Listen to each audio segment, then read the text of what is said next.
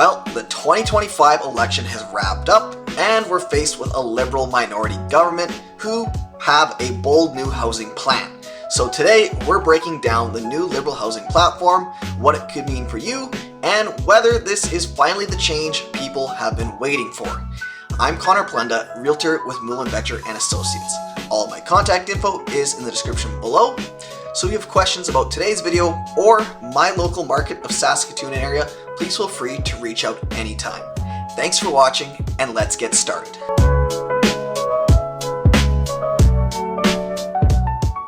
At the center of this whole housing plan, we go bigger, faster, and more affordable.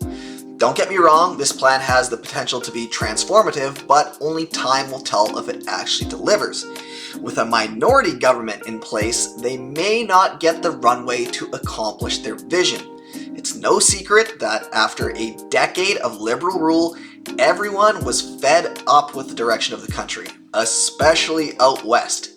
Exit Trudeau and enter Mark Carney, the Liberals have found a way to squeak out a narrow victory after what most would agree has been a disastrous run the past while.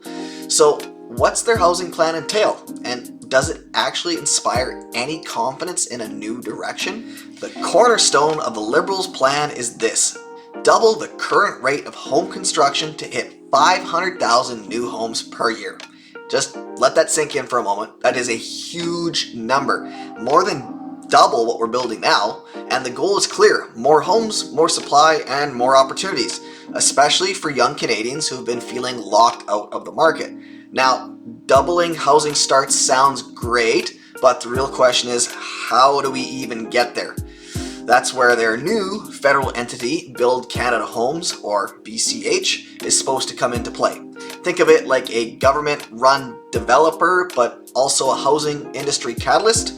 Here's what they're planning to do: build affordable housing at scale, including on public lands, finance affordable home builders offering $10 billion in low-cost capital, invest $25 billion in debt and $1 billion in equity into prefabricated and modular home builders.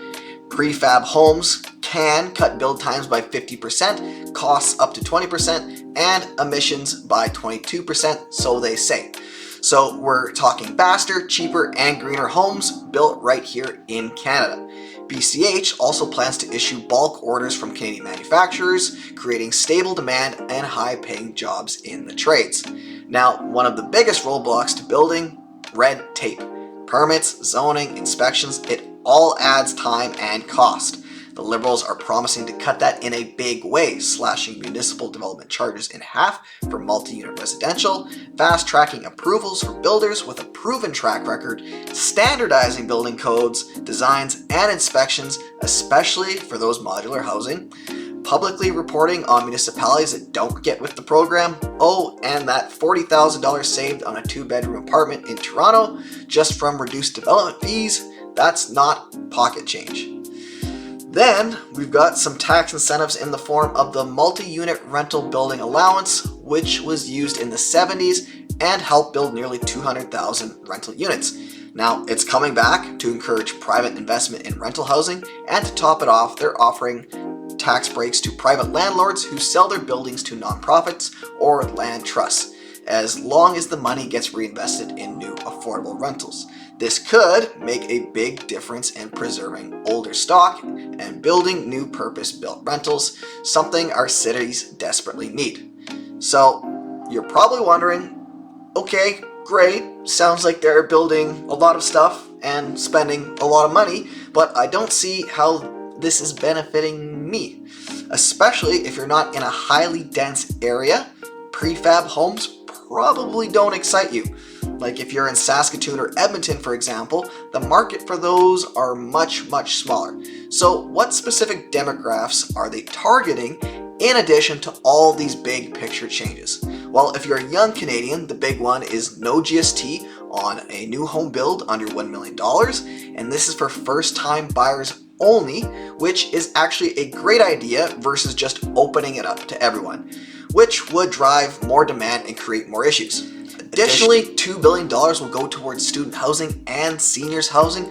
More money will be directed to deeply affordable and supportive housing, including for Indigenous communities and people facing homelessness, which has become a big topic of discussion, not only in the election, but even provincially as well. Plus, the feds are partnering with provinces and cities to set homelessness reduction targets and improve access to housing first solutions. This is a holistic approach. It's not just about building more, it's about building smarter and more equitably. So, what do you think? Do you trust the Liberals to enact on a plan which, on paper, actually isn't half bad? Or are we going to be looking back on this as another disaster? Let me know what you think in the comments. Thanks for watching, and don't forget to like this video and subscribe for more related content. Have a great day.